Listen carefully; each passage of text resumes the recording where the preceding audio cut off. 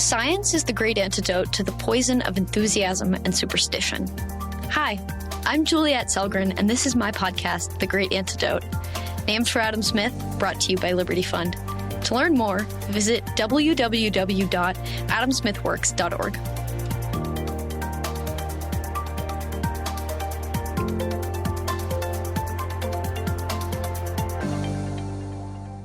Welcome back.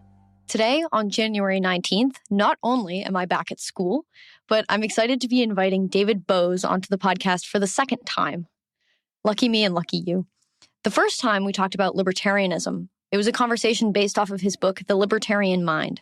But today we're going to have a conversation inspired by his piece in The Unpopulist, which is a Substack, entitled To Save the World, Fight for Liberalism. He is a distinguished senior fellow and a longtime executive vice president of the Cato Institute. Welcome back. Thank you. Glad to be here again. So I have a question for you, and I asked it to you a while ago when we talked the first time. But maybe your answer is different this time. Maybe there's something else you want to share. What is the most important thing people my age or my generation should know that we don't? I wonder what I said last time. But I think what I would say now is it is important for people your age to understand how incredibly lucky they are, incredibly lucky to be born around, the year 2000, and also incredibly lucky to be born in the United States. And I think people don't really understand how much more comfortable and longer our lives are than they used to be. By one estimate, we're 30 times richer than our ancestors around 1800. Now, who can even know what that means? But what we know is most of the things that are most valuable in a way to college students these days, computers and smartphones and all the other technology that I don't even know, are really new. I didn't have those when I was in college. I didn't have them when I was middle-aged. But we can make it, but we can go further than that. We can say a generation or two ago, we didn't have television. 3 generations ago, we didn't have radio. I'm not sure exactly what would be the equivalent, but 4 generations ago, we didn't have dentistry. So our lives are just so incredibly more comfortable and healthier than any generation in history. So don't lose sight of that, and don't go around feeling things aren't good, the economy's terrible, everything we want, we don't have. I got lots of criticisms of the government, and we can talk about those. But in the big picture, this is the best time in the history of the world to be alive. I love this response. So well characterized, but also recently I've been thinking a lot about this fact. And I think this is something we'll kind of get into as we continue to talk, but I've been thinking a lot recently about how I used to be like, oh, just like cheer up and it'll be good because the world is good, the world is great. But recently I've been starting to think of it more as a warning, which I don't know if you necessarily agree with, but especially with a lot of the narratives that have been circulating. I think this piece of information is important not only because it's true and it helps on the individual level, but it's really important because it tells us that the institutions at play are the ones that have led us here, and that if we change that because we're convinced that this fact isn't true, that could lead to disastrous consequences. Yes, that's right. And it's not even necessarily that you're convinced that's not true. It's partly that we don't understand how important these institutions are that have brought us to this happy day. And so people say, hey, I don't think anyone should be hungry. Hey, I don't think anyone should be homeless. Well, neither do I. And there's no need for people to be hungry and homeless if we had if we doubled down on the institutions of capitalism and individual liberty. But whatever side we take on homelessness or whatever, we should remember that we're way better off than people ever were in the past, and we should make sure we don't screw that up. And so when thinking about the piece that you wrote, which of course we're going to continue to get into the contents of it and more, I want to talk about what kind of led you to write it at the moment you did, because this lesson and this fact has been true for such a long time, and it only keeps getting better, right? Every next moment, we're more prosperous than the one before. But why write this right now? What about the current moment in maybe world, but particularly in America, that led you to write it right now? Well, because I see that liberalism, which is the general term for an idea or a society based on rule of law, cosmopolitanism, tolerance, private property, free markets, freedom of speech, freedom of religion, all those things. Liberalism has been the basic operating system of the United States for a couple hundred years, and it has spread to more countries in the world, certainly Western Europe, countries like Australia and New Zealand, but increasingly, even in other continents, there's more of an agreement on generally a private property market-based economy, generally freedom of speech and freedom of religion, and so on. But now suddenly we have what seems to me not just arguments within liberalism, but arguments that are really illiberal, that argue for things that would erode liberalism as an operating system. Some of that comes from the left. I mean, it's come from the left a lot. The communists and socialists were definitely illiberal. They did not want a liberal society. But also people on the left who are less in favor of free speech than they used to be. We used to think when I was young, conservatives are pretty good on free markets, but not on free speech, and liberals are pretty good on free speech, but not on free markets. But liberals have gotten worse, or at least people who are called liberals these days, who might call themselves progressives, are more censorious in the name of diversity and equity and hate speech. They want to censor lots of speech. They want to cancel people for engaging in wrong think and wrong speech. On the right, we have the rise of authoritarians in countries where we didn't used to have that. Turkey, Hungary, Brazil, Mexico, it looks like, maybe India, the world's greatest democracy. There's a lot of criticism of Narendra Modi's authoritarian style. And then even within the United States, as I was saying, people on the left getting bad about free speech, but also people on the right supporting a guy who tried to be an autocrat as president, tried to steal the election he lost so he could remain president, and is now campaigning on things like presidents must have absolute immunity for whatever actions they take. Well, that is a definition of a dictator, that he can't be limited and he can't be punished for anything he does. So that's why I think there's illiberalism coming from both left and right in the United States and around the world, people who want to do things that would truly erode this wonderful set of institutions that have given us this wonderful life. And when you say institutions, you mean more than just the laws on the books or the Constitution, right? Yeah, that's right. There are institutions in the sense of our general understanding and support for cosmopolitanism, tolerance, rule of law.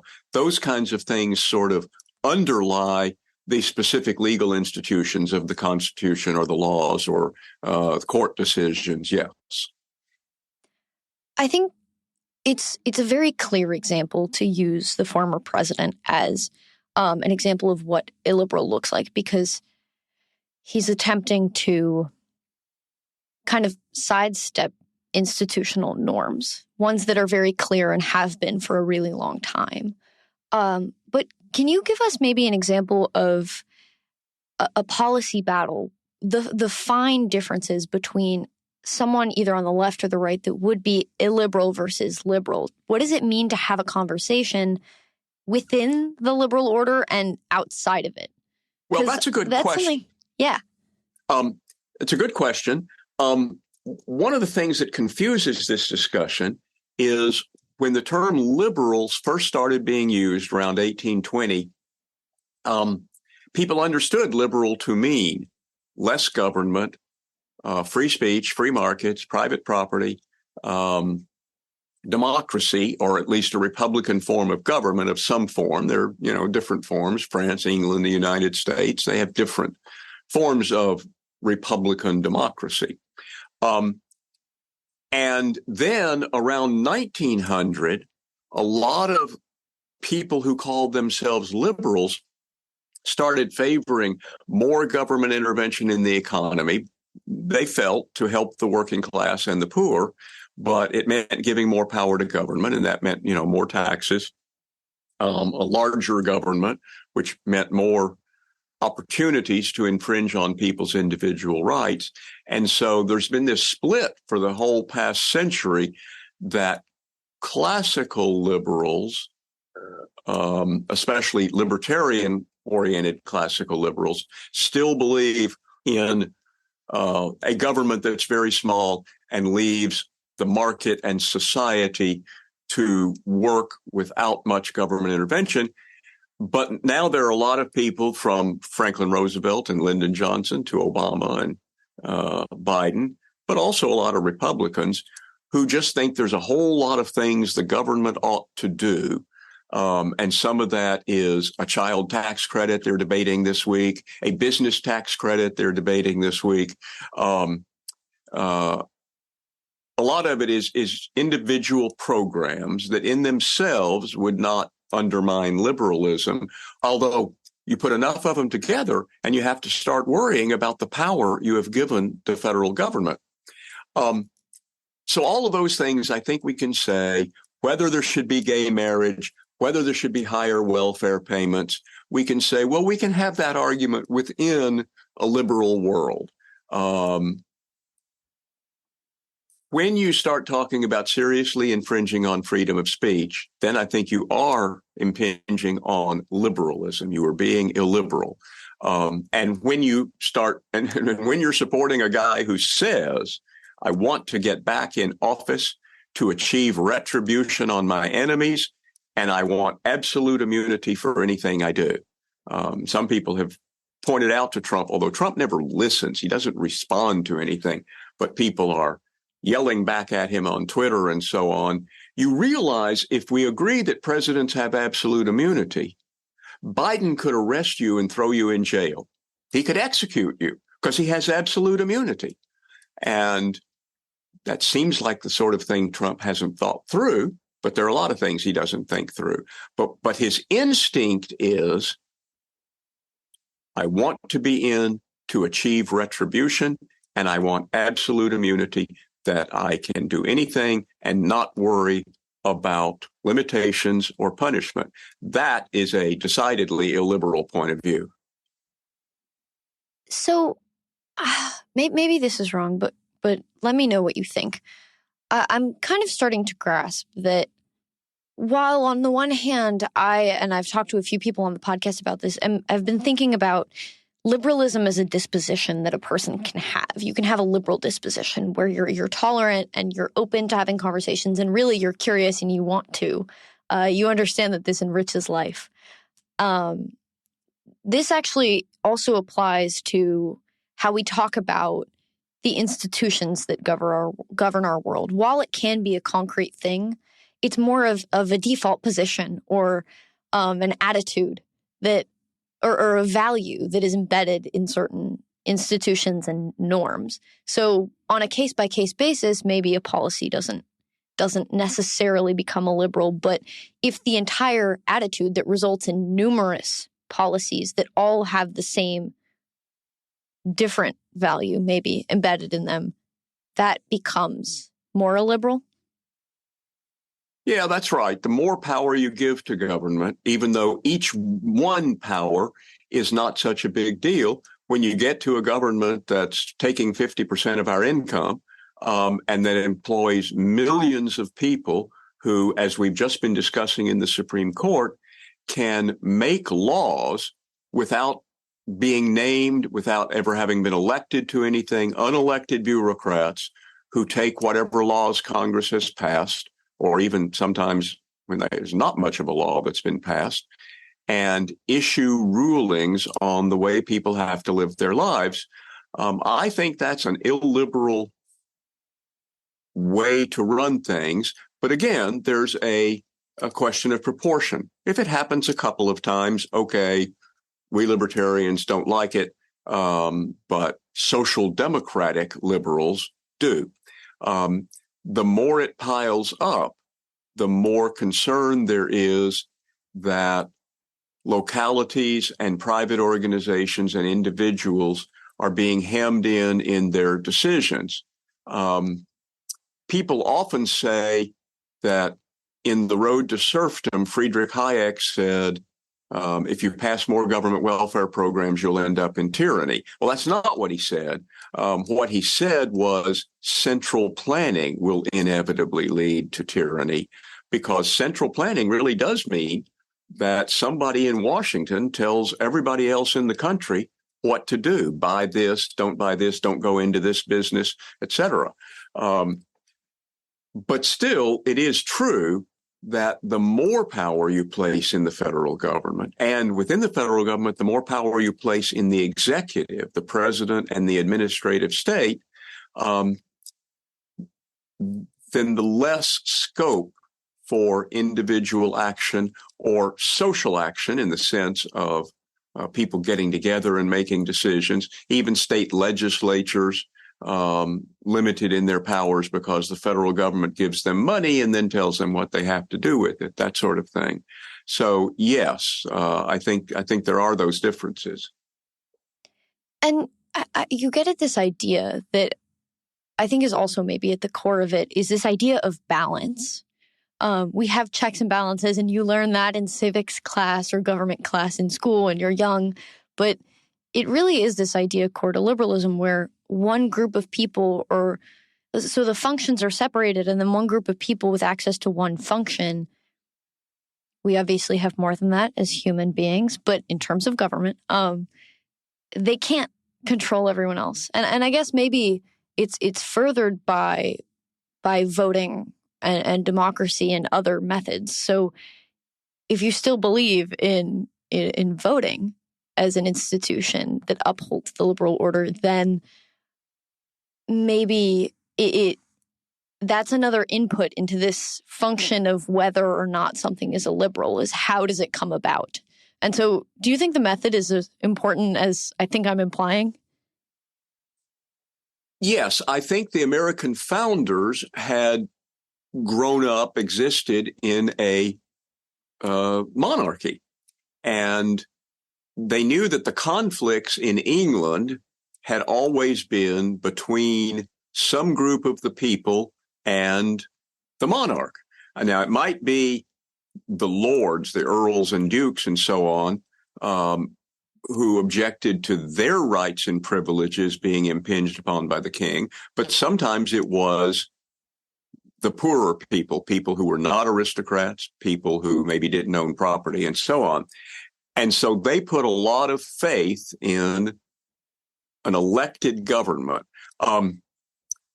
Libertarians sometimes argue that, we don't live in a democracy, we live in a republic. Stop saying democracy. Sometimes I just say that one of the principles of liberalism is government by consent of the governed. Well, there are different ways that we can consent to the government we have. And in the United States, one important part of that is we get to elect our Congress.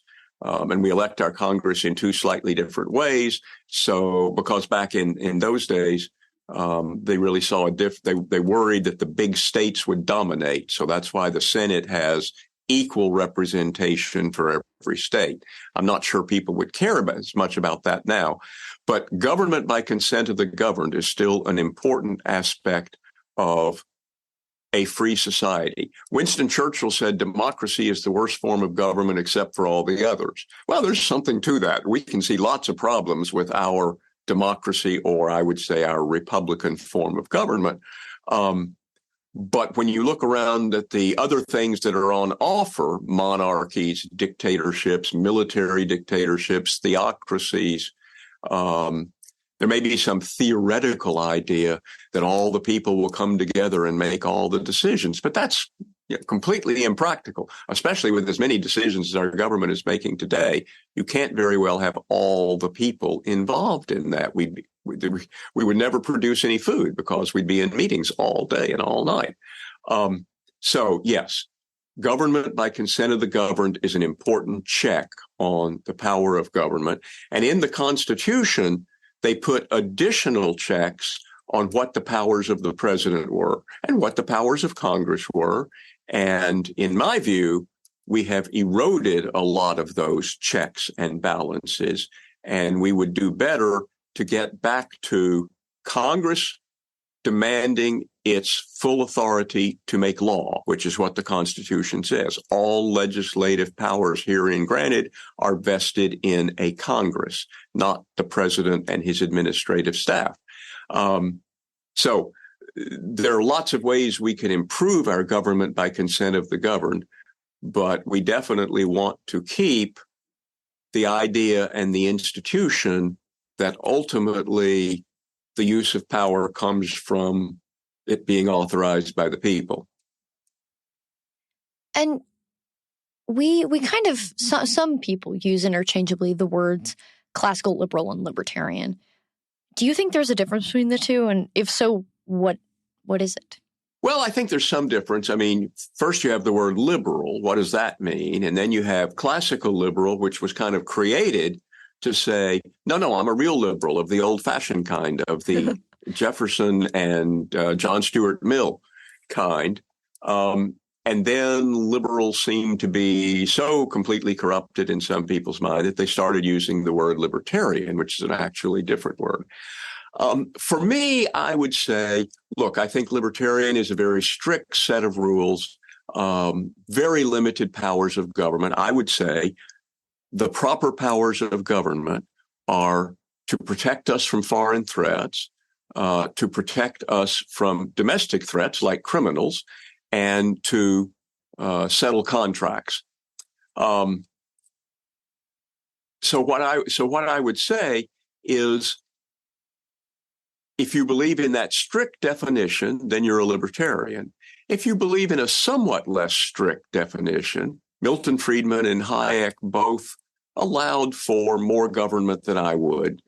Government funding education, government healthcare. And of course, they both lived a long time, and they didn't always believe the same thing they had believed 20 years earlier. But they wanted somewhat more government than I do. So I would call them classical liberals. If we made a matrix, which we have done in some of our publications at Cato, where you say, well, there's economic freedom and there's political freedom being like freedom of speech and so on, then you can make a four-way matrix. There are people who are for economic freedom and political freedom. There are people who are against both of those. And then there are people who are for one, but not the other. I think that I'm not sure exactly where I was going with that point. But in terms of defining the difference, there are a lot of people who I would say, in terms of American politics, I would put in the libertarian quadrant of that matrix, not over in the corner where I am and not near the corner where Hayek and Friedman are, but any American who says, I don't care who marries who, everybody should be able to get a marriage license, and who says taxes are too high and spending is too high and I think the government should be smaller, I would call that person in the libertarian quadrant. And so if I were running a political libertarian organization, I would say that's my target group. I want more of those people, not just the people over on the corner of the libertarian quadrant, but people all through the libertarian quadrant is the market I'm looking for. Can you tell us a bit about your story discovering these values and beliefs that you hold, and kind of, how you got there, how you came to classify yourself in this way? Well, I grew up in a family where people talked about politics. My mother was all but dissertation in economics. My father was a lawyer. And I would say they were sort of conservative constitutional Democrats. If you lived in Kentucky, you couldn't help be a Democrat. But they were very skeptical of the post-FDR growth of government. And so I think they sort of instinctively wanted to vote Republican, but for some local political reasons, they needed to vote Democratic. But I learned, I heard them talking about big government and so on. And then when I was in high school, I read The Conscience of a Conservative by Barry Goldwater, which is a very libertarian book, except for the last chapter where he says we should nuke the Kremlin. But other than that, very casual statement. It's a very it's a book that wants to completely limit the federal government. So that was good in helping me. And then I think it was probably a couple of years later that I found a copy of Economics in One Lesson, and that sort of learned me economics. Hopefully, because I never took an economics class in college, but I did read Economics in One Lesson in high school. And then I read Ayn Rand, and that made me more than a free market conservative. It pretty much made me a libertarian. And after that point, I would call myself a libertarian. And then I actually read a different book that was sort of by a Randian that demonstrated how if you believed Ayn Rand's principles, which are radical classical liberal principles, then taxation is theft and you should not support taxation. And I was like, okay, that's right. I don't support taxation. As a practical matter, I support cutting taxes and then cutting them again and then cutting them again. And when we get down to maybe 5% of national income, then we should argue about whether we can actually go the whole distance. But until we get there, I'm not worried about cutting taxes. So when I went to college, I got involved in ideological politics, first with conservatives and then with libertarians. And when I got out of college, I went to work for a conservative organization. And I increasingly came to realize that I don't really belong here. Libertarians are not a breed of conservative. They're actually different. And so I managed to petition the people in the incipient libertarian movement to give me a job. And I've been here ever since. Not directly at Cato. I had about 5 years, I think, of maybe less than that, of working for the Libertarian Party and a libertarian business group and so on. But I've been at Cato since 1981. Thank you for sharing.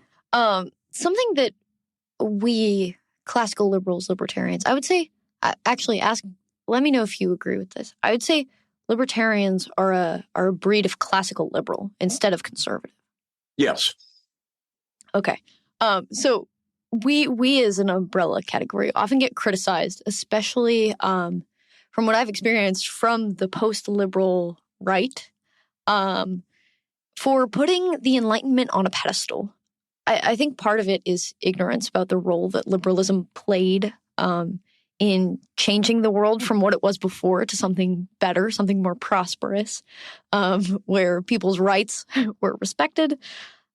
Can you tell us a bit about what the world looked like before we had liberalism so we can better understand what it did for humanity?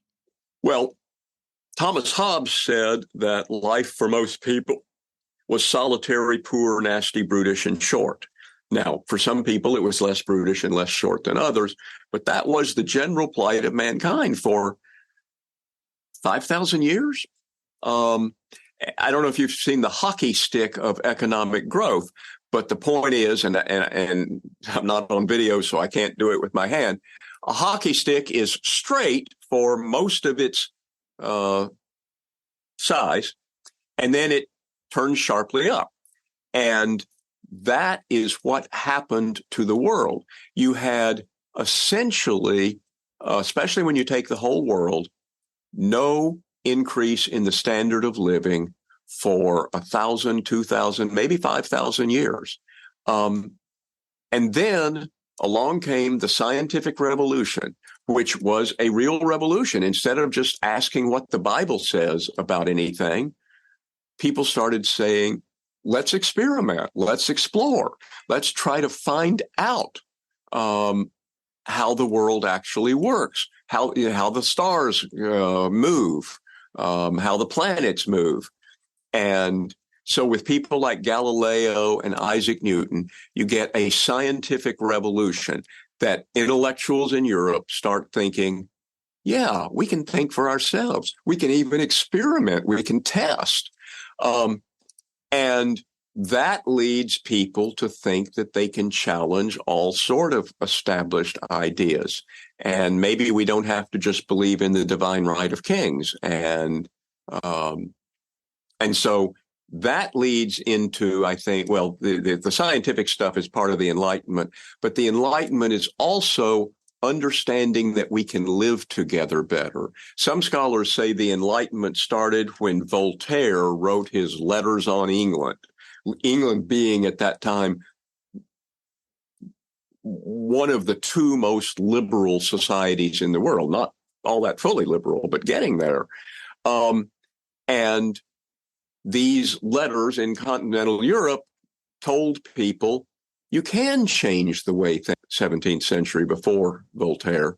But that led then to Europeans and Americans starting to think about liberal ideas, stemming from John Locke in a lot of ways, but developing them. And then, of course, that develops into the American Revolution and the Declaration of Independence, which is a brilliant piece of libertarian writing. It says all men are created equal. They are endowed by their creator with certain unalienable rights. And among these are life, liberty, and the pursuit of happiness. And whenever a government doesn't protect these rights, it is the right of the people to alter or abolish it and erect new guards for their safety. The same year as the Declaration of Independence, Adam Smith published The Wealth of Nations. So these are like two great founding documents of liberal ideas, and they led to the liberal 19th century. And I guess what I want to ask, how did the Enlightenment, the founding, the liberal 19th century, how did they change the average person's life? Well, if you look at what happened in the 19th century, I mean, really, it starts maybe in the late 18th century that economic progress, economic growth starts to happen. Deirdre McCloskey talks about sustained economic growth. That is, it's not just a brief shining moment, but people start to expect that next year will be better, that their children's lives will be better than theirs, which is not something people really expected before the Enlightenment, before the scientific revolution. They expected that my father was a serf, I am a serf, you will be a serf. The Enlightenment started to change that. People said, I don't have to do what my father did. I can go off and go to the city and do something else. So in the 19th century, lots of political things changed. Slavery and serfdom were mostly ended. Written constitutions and Bill of Rights guaranteed liberty and the rule of law, freedom of the press and freedom of religion. But that liberation of human potential led to an incredible outbreak of invention and innovation. And if you just try to make a list of the inventions and innovations of the 19th century, You get the steam engine, the railroad, the telegraph, the telephone, electricity, the international combustion engine, I said telegraph and telephone, all those kinds of things, heating, travel.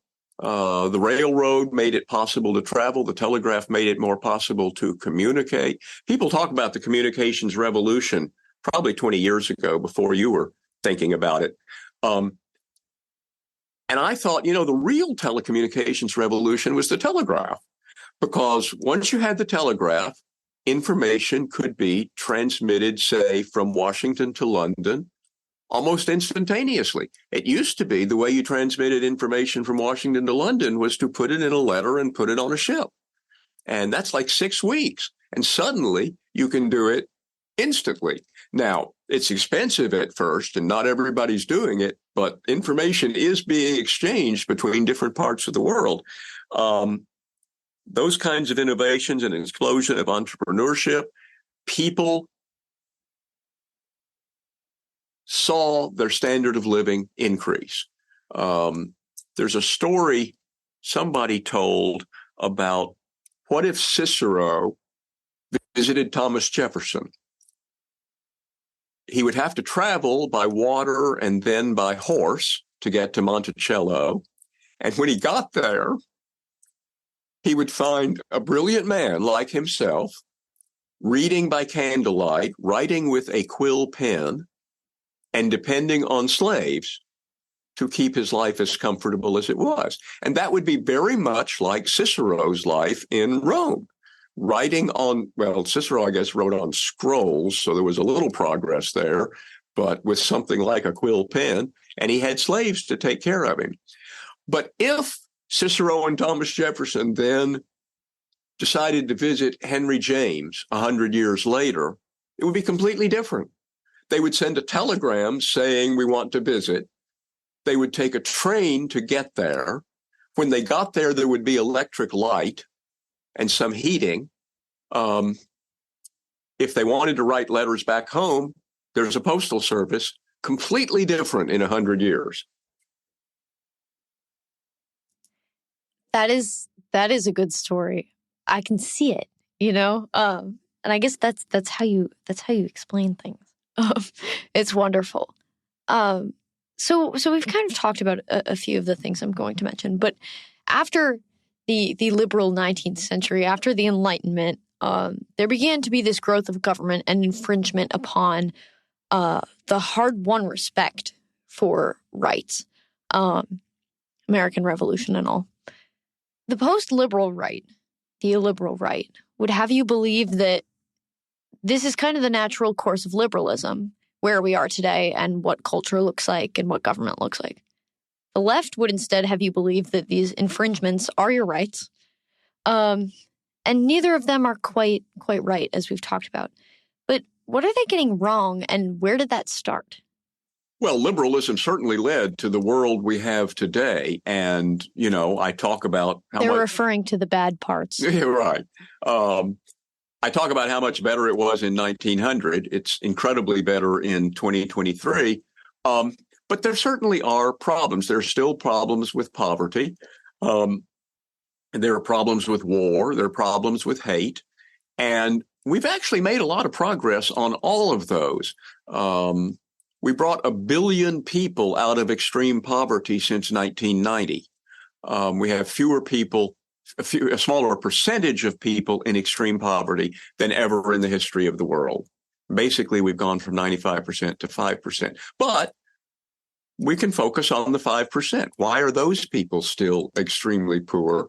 What can we do to help them? And that's where we get into an argument. Some people say the way we can help them is we give their governments foreign aid, and then it will help them. And others say, no, what those countries need is free trade and private property and the rule of law, so they can create their own wealth and they don't need to live on foreign aid from Western countries. So partly it's just a difference in understanding that we think allowing people to make their own decisions, to do what's best for their families, is what will make the society and the individual and the family prosperous. Other people think, well, that isn't working. And that's the argument we have. With the illiberal right, sometimes their objection has been that it used to be that people grew up in nuclear families, and when they got to be 18 or so, they courted under their parents' observation. And parents made sure that they found the right kind of spouse, and that's the way to create a good society, and also all arranged around the church, or maybe several churches, the established church originally, but then multiple churches. And I think they don't appreciate that people have different interests and different instincts and different preferences. And maybe that nuclear family style doesn't work for everybody. Maybe being able to choose the person you want to marry without your parents or the church having to approve it, maybe that makes people happier. And maybe sometimes it makes them unhappy. People certainly make bad choices in marriage. But would it be better if they were more controlled? I don't think so. Reason Magazine emphasizes this sort of thing a lot, that new kinds of entertainment, new kinds of ways of living, lifestyles, and so on, allow more people to live the way they want to than any other system. But some of the illiberal conservatives don't appreciate that. They don't want drag shows. They don't want modern art. They don't want abstract art. They even talk about going back to traditional architecture. But what they really like to press is a nuclear family having a picnic, mother, father, 2 children. They're white, of course. And that's the ideal way of life, and the government should work harder to ensure that everybody gets to live that way of life. But that's not necessarily the right kind of life for everybody. So why not have a world where people can choose that if they want, but they can choose other lifestyles if that seems more satisfying to them, if it will meet their needs better. I want to circle back to the title of your piece and kind of bring all of this together. If we have more choice than we've ever had before, and if we're more prosperous than we've ever been before, and you did outline these people who oppose the liberal order that we do have and that has caused these things, but your piece is titled "To Save the World, Fight for Liberalism." How much do you think the world needs saving? And is this a new sentiment, or is this just a catchy title? Is this something that you've been thinking about for a while? Well, I didn't write the title. So I don't know that I would necessarily have chosen that title, but it is true that if we got more Modis and Orbans and Lopez Obradors and Trumps, then the world would need saving. And that's why it's important to push back on all of these illiberal ideas and illiberal movements and illiberal people, and try to help more people see, look, you may think that you'd like to have less choice in these areas, but if you do, you will also have less medical technology, less pharmaceuticals. You will have a less comfortable life. I mean, who knew they needed a smartphone? And now how could we get along without them? And that's one of the things that illiberalism would do for us. It would cut off progress. And if we could freeze progress at 2023, there are some people in the United States and certainly around the world for whom that would not be a good place to stop. For some of us, hey, life's pretty good. if we stopped right here, we'd be all right. But you don't just stop right here. You get stagnation. You get deterioration. Look at a country like Argentina before Milei for the last 80 years, or a country like Venezuela, where they were reasonably prosperous liberal countries, and then they adopted illiberal policies advanced by demagogues. And they have rapidly become far less prosperous and far less free than they were. So it's not really possible to freeze things. In a sense, maybe that's what happened in Argentina. They just didn't have any economic growth for a long time. And that meant the rest of the world was getting richer, but Argentina was not. Venezuela, it was a more rapid collapse. And so Venezuelans alive today can say 20 years ago it was better. It was easier to get a job. It was easier to pay for food. Food was in the stores. So that's the concern we have, that this government program or that government program by itself is not a big deal.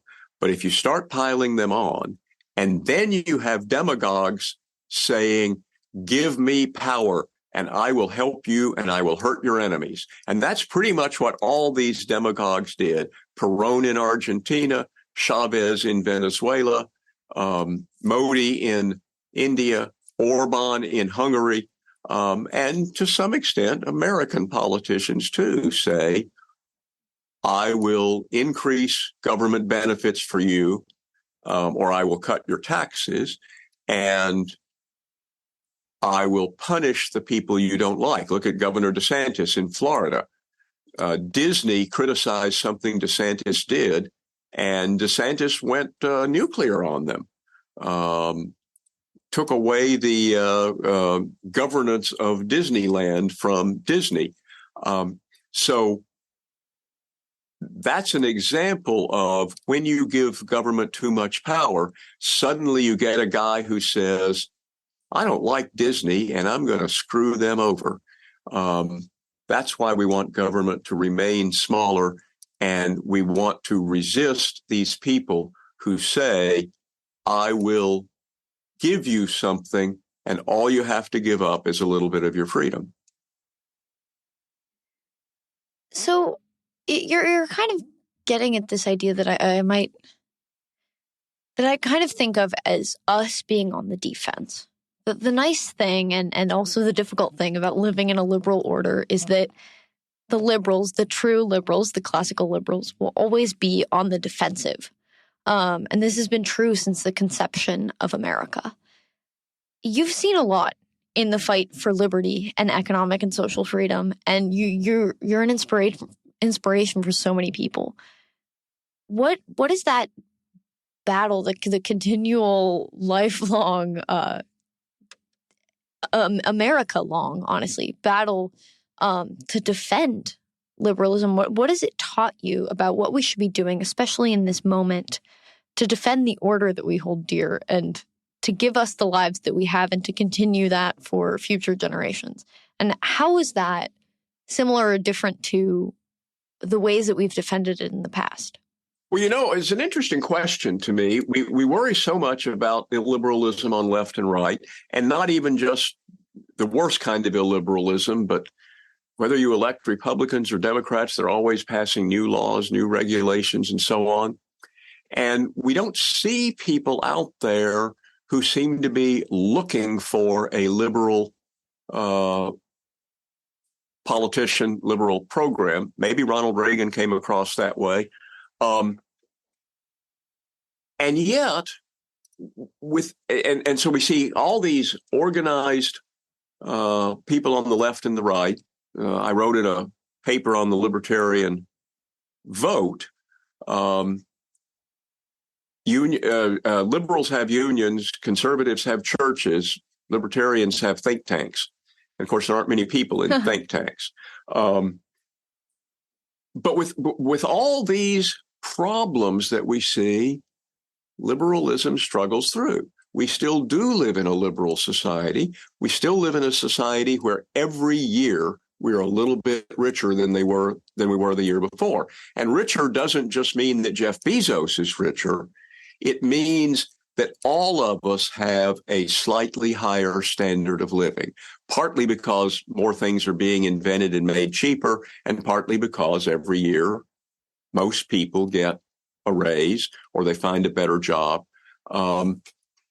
So how is it that liberalism has survived as well? And I guess one answer is liberalism works, and none of the rivals to liberalism do work. And at some level, people know that.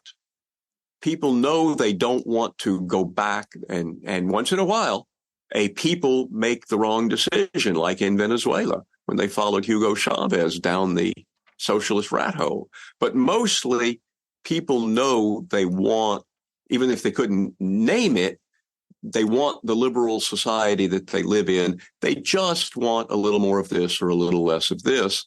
But they don't think of it as this is an ideology, an idea, a set of policies that have made our world the way it is. So for those of us who do believe we understand that, I think the first thing is to reach relatively intellectual people. Cato used to say, our work is for the educated layman, the person who cares enough to read a newspaper, to watch C-SPAN, to think about public policy, but not professionals, just regular people who are concerned about the state of society. So you want to reach, I think, intellectuals first. That's kind of what Hayek told Anthony Fisher when he was setting up the first free market think tank. And then you want to reach the broader interested class, intelligent laymen, and then hope that that will create a constituency for liberal parties, or at least a liberal pressure on the parties that exist. And of course, there are bad things you might expect the Democrats or the Republicans to do, and they don't, because they realize people would not like that. So I think it's a combination of intellectual work, even at the scholarly level, and then at the level of distributing that scholarship to people who are intellectuals, and then applying that to current issues and moving it farther into the intelligent layman class. And once you do that, those ideas are going to start to permeate society. And if you think about it, there are a lot of things, say, in the 1940s that people believed that they don't believe now. They generally believed in racism. They generally believed in anti-Semitism, maybe just a mild form, but there was a lot more anti-Semitism in the 1940s, 1950s than there is now. There was absolutely no freedom for gay people, and now there is. All of those things have been progress. We also made some progress in cutting income tax rates, in eliminating a lot of the regulations that were put in the New Deal. One of the things I always say to, like, Cato interns is, when I was your age, I was worried about being drafted and sent to Vietnam. You're not worried about being drafted. That's a huge increase for freedom. So we worry a lot about the ways government grows, and sometimes we think we're on the road to serfdom. And I think that's the wrong way to look at it. We've made a lot of progress toward freedom in the last couple of generations. But somehow, that gets past, that just becomes part of life.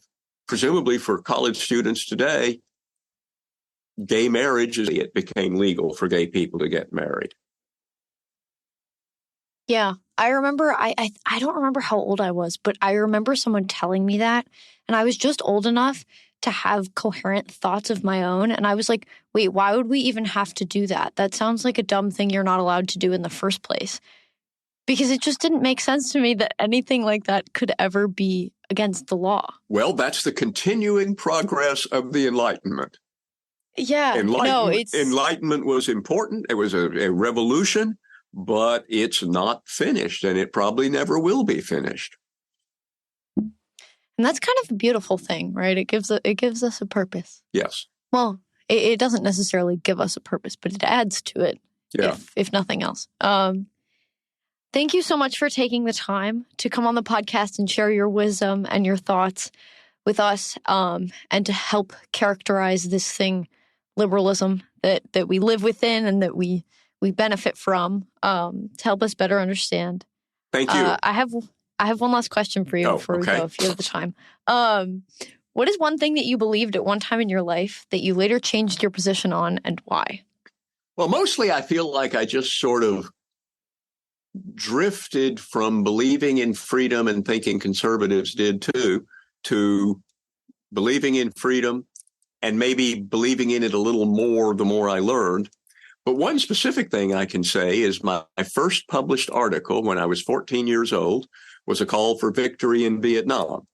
And I think a few years later, that's not what I would have written. So what changed? What led you? Well, my ideas gelled in a way. They became more consistent. I remember the first conservative magazine I got had a lot of libertarian articles in it, but it had others too. And as I started reading this magazine, I realized they're talking about order and freedom. And it's the freedom part that I came here for.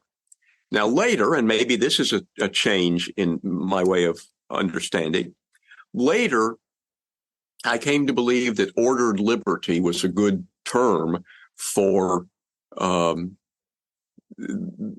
kind of society libertarians and classical liberals want, because we do want law and order. We want the rule of law. We don't want the war of all against all or anything. And so I'm a little more sympathetic to the conservative emphasis on order. I just think they put too much emphasis on orders, that, the government should give you orders, as opposed to order should emerge spontaneously from the peaceful actions of individuals. And we do need some police for the few people who are not peaceful.